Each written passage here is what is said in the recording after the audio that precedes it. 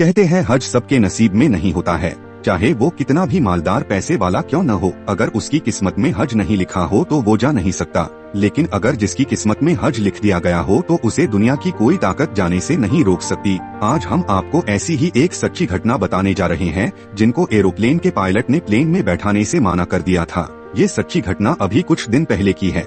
आमिर नाम के शख्स का सरनेम गद्दाफी होने के कारण उन्हें एयरपोर्ट पर रोक लिया गया, क्योंकि लीबिया के एक तानाशाह का नाम भी गद्दाफी था। आमिर से बहुत देर तक पूछताछ हुई। जांच पड़ताल में इतना समय निकल गया कि सभी हज यात्री प्लेन में बैठ गए और प्लेन का गेट बंद कर दिया गया। आमिर की जांच पड़ताल खत्म हुई तो आमिर प्लेन में बैठने के लिए गए, लेकिन पायलट ने प्लेन का गेट खोलने से मना कर दिया और आमिर को एयरपोर्ट पर छोड़कर ही उड़ान भरी। आमिर मायूस हो गए, लेकिन उन्होंने उम्मीद नहीं छोड़ी और आमिर एयरपोर्ट पर ही रुके रहे। कुछ देर बाद वही प्लेन कुछ खराबी के कारण वापस एयरपोर्ट पर लैंड हुआ तो आमिर को फिर हज पर जाने की उम्मीद जागी, लेकिन फिर पायलट ने प्लेन का गेट खोलने से मना कर दिया। प्लेन की खराबी को दूर करने के बाद प्लेन वापस आमिर को लिए बिना ही उड़ गया। आमिर ने उम्मीद नहीं खोई और वो एयरपोर्ट पर खड़े रहे। उन्हें कहा गया कि आप वापस चले जाओ, लेकिन वो नहीं गए। फिर कुछ देर बाद वही प्लेन वापस एयरपोर्ट पर प्लेन में आई खराबी के कारण लैंड हुआ और फिर आमिर को पायलट ने प्लेन में लेने से दोबारा मना कर दिया और प्लेन की खराबी को दूर कर प्लेन फिर उड़ गया,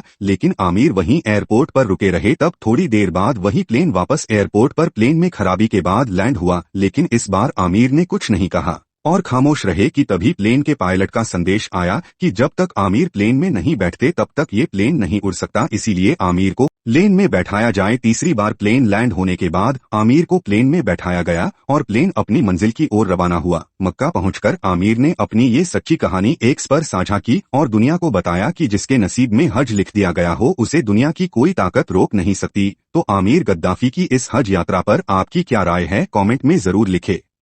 इस खबर को बनाने में सहयोग किया हमारे साथी बिस्मिल्लाह शाह ने।